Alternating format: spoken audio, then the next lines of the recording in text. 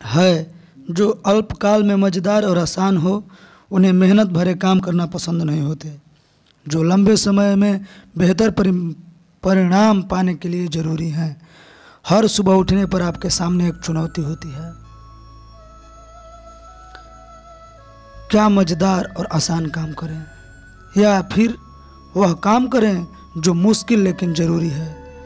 क्या उठकर दिन के लिए खुद को तैयार करें, या फिर अखबार पढ़ें और टेलीविज़न देखें।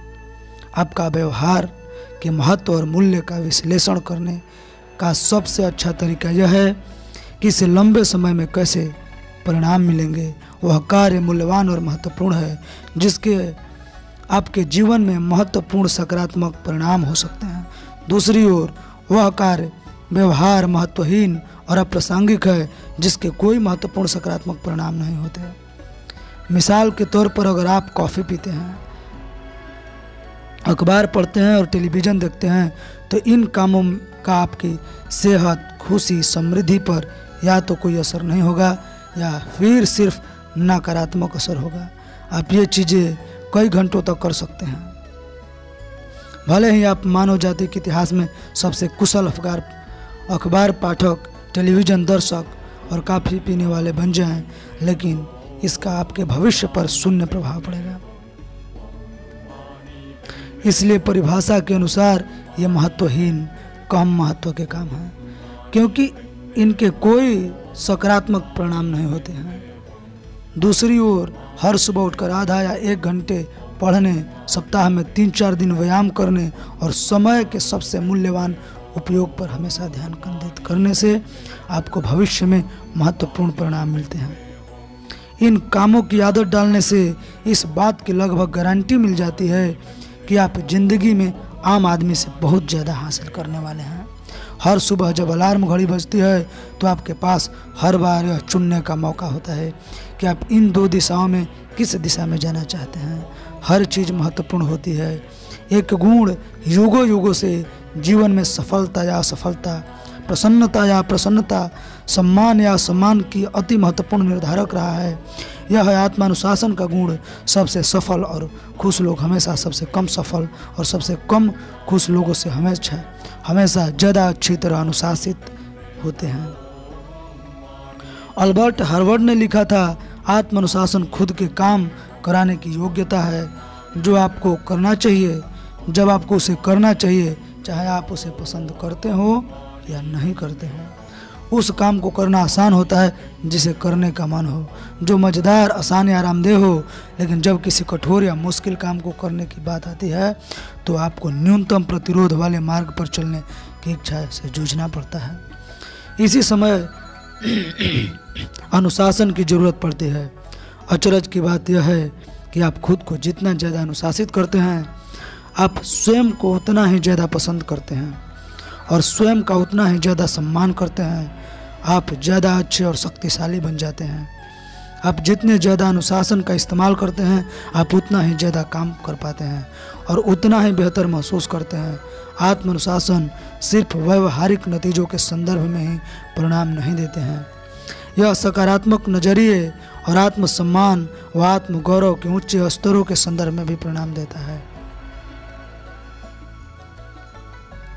आत्मानुशासन शायद जीवन के सबसे दूसरे क्षेत्र में इतना महत्वपूर्ण नहीं होता जितना लक्ष्य तय करने और हर दिन उसकी दिशा में काम करने में होता है। नोटिफिकेशन को थोड़ा सा ऑन कर लेता हूं दोस्तों, और तब तक अगर अभी तक आपने चैनल को सब्सक्राइब नहीं किया है तो प्लीज़ कर लीजिए। चलिए शुरू करते हैं। कुछ वर्ष पहले न्यूयॉर्क में डॉक्टर केरेन हार्नी ने एक अध्ययन किया।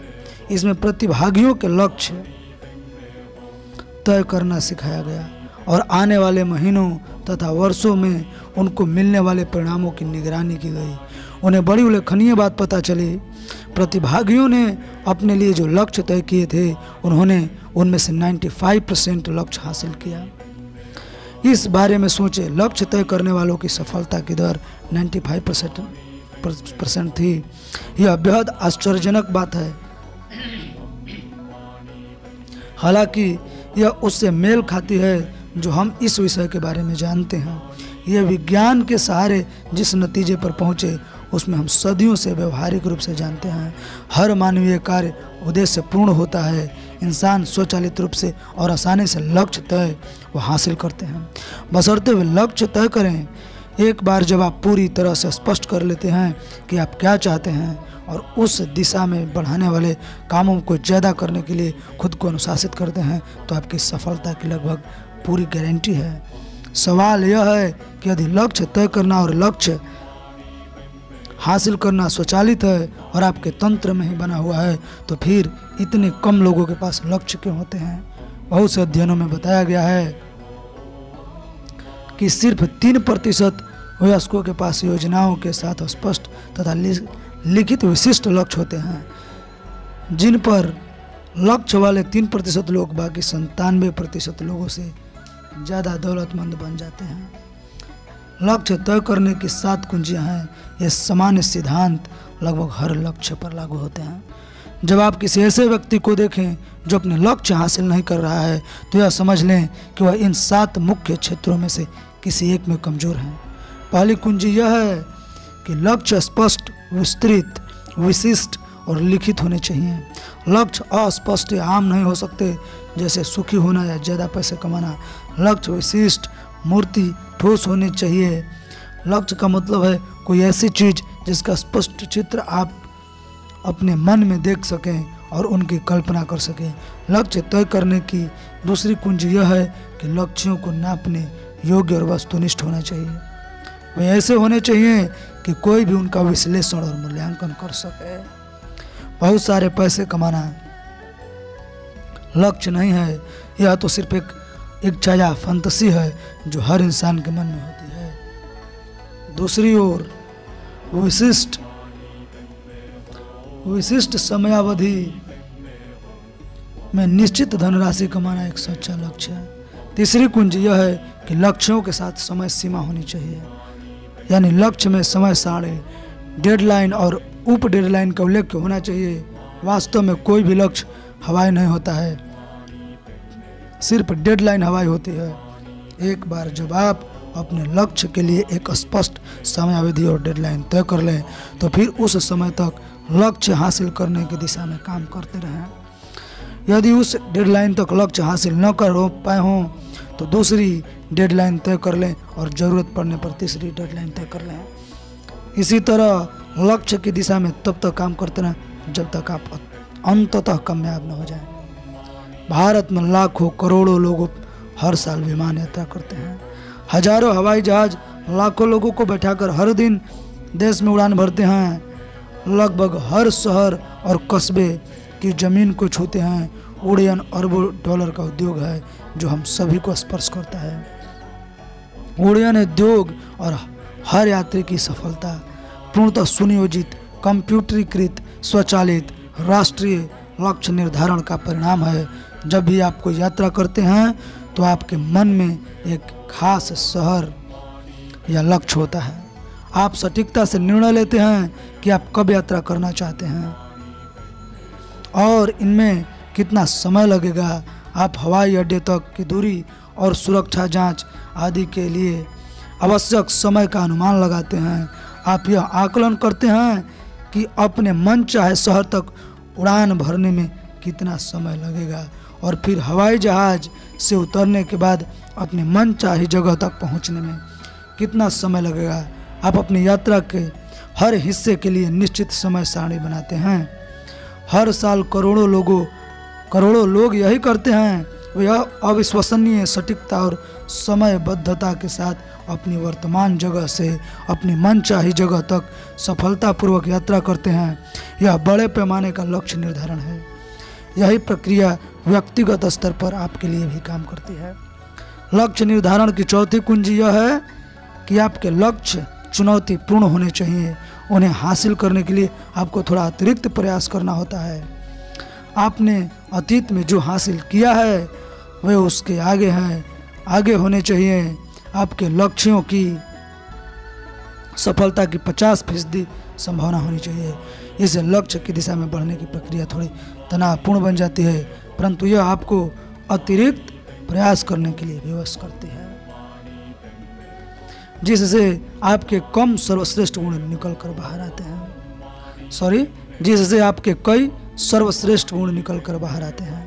पांचवी कुंजी यह है कि आपके लक्ष्य आपके मूल्य के सामंजस्य में होने चाहिए और एक दूसरे के साथ भी सामंजस्य में होने चाहिए। आप परस्पर विरोधी लक्ष्य नहीं रख सकते। मैं ऐसे लोगों से मिल चुका हूं जो कारोबार में सफल होना चाहते हैं, लेकिन साथ ही में वे हर दोपहर को गोल्फ भी खेलना पसंद करते हैं। स्पष्ट रूप से एक ही समय में इन दोनों लक्ष्यों को हासिल करना संभव नहीं है। छठी कुंजी यह है कि आपके लक्ष्य संतुलित होने चाहिए। आपका करियर या कारोबार, आपके वित्तीय जीवन, आपका परिवार, आपका स्वास्थ्य, आपका आध्यात्मिक जीवन और आपकी सामुदायिक संलग्नता जिस तरह सुचारू रूप से घूमने के लिए पहियों को संतुलित होना चाहिए, उसी तरह आपके जीवन में हर क्षेत्र में लक्ष्यों का संतुलन होना चाहिए ताकि आप खुश और संतुष्ट रह सके। सातवीं कुंजी यह है कि आपके पास अपने जीवन के लिए एक बड़ा निश्चित उद्देश्य होना बहुत जरूरी है। आपके पास एक लक्ष्य होना चाहिए जिसे आप पा लेने से आपका जीवन इतना ज़्यादा बेहतर बन जाए जितना किसी दूसरे लक्ष्य से नहीं बन सकता। आपका जीवन महान बनना तभी शुरू होता है जब आप एक बड़े निश्चित उद्देश्य का निर्णय लेते हैं और फिर अपनी सारी ऊर्जाएं उस एक लक्ष्य को पाने पर केंद्रित कर देते हैं। आश्चर्य की बात यह है कि जब आप अपने बड़े लक्ष्य को हासिल करने की दिशा में बढ़ेंगे तो कई छोटे छोटे लक्ष्य अपने आप हासिल हो जाएंगे, लेकिन आपके पास अपने जीवन के लिए एक बड़ा निश्चित उद्देश्य होना ही चाहिए। लक्ष्य हासिल करने की 7 कुंजियों के अलावा आपके पास लक्ष्य निर्धारण और लक्ष्य प्राप्ति की पद्धति भी होनी चाहिए जिसे आप अपने जीवन के किसी भी लक्ष्य को लागू कर सकें। यह 12 कदमों की लक्ष्य निर्धारण प्रक्रिया बताई जा रही है जो 10 लाख से ज़्यादा लोगों को सिखाई जा चुकी है। यह किचन में कोई व्यंजन बनाने की विधि जैसी है। अपनी स्थिति और खास आवश्यकताओं के मुताबिक आप इन तत्वों में परिवर्तन कर सकते हैं ताकि आप अपना मन चाहे लक्ष्य और जीवन को सृजन कर सकें। सफल और सुखी लोग हर समय इन सिद्धांतों का इस्तेमाल करते हैं, चाहे वे उनके बारे में जागरूक हों या न हों। जब आप किसी ऐसे व्यक्ति को देखते हैं जो कम हासिल कर रहा हो तो यह बात तय करते हैं कि इन तत्वों में से कोई एक तत्व कम है या नदारद है। लक्ष्य निर्धारण में पहला कदम है इच्छा। अपने खास लक्ष्य को पाने की गहरी धधकती हुई इच्छा, यह इच्छा खुद के लिए होनी चाहिए, यानी यह कोई ऐसी चीज होनी चाहिए जो आप खुद के लिए चाहते हो। आप किसी दूसरे के लिए लक्ष्य कभी नहीं चाह सकते, न ही आप कोई ऐसी लक्ष्य हासिल कर सकते हो जो कोई दूसरा आपके लिए चाहता हो। आपको अंततः जो बड़ा प्रश्न पूछना चाहिए और जिसका जवाब देना चाहिए वह यह है, मैं अपने जीवन में सचमुच क्या चाहता हूँ। आप दिल की गहराई में अपने लिए सचमुच क्या चाहते हैं? आप व्यक्तिगत रूप से क्या हासिल करके सबसे ज़्यादा रोमांचित या उत्साही होंगे यदि आप पूरे संसार में केवल एक लक्ष्य हासिल कर सकें? और आपको उस लक्ष्य को हासिल करने में सफलता की पूरी गारंटी दे दी जाए तो यह लक्ष्य कौन सा होगा? आपकी व्यक्तिगत इच्छा में तीक्ष्णता और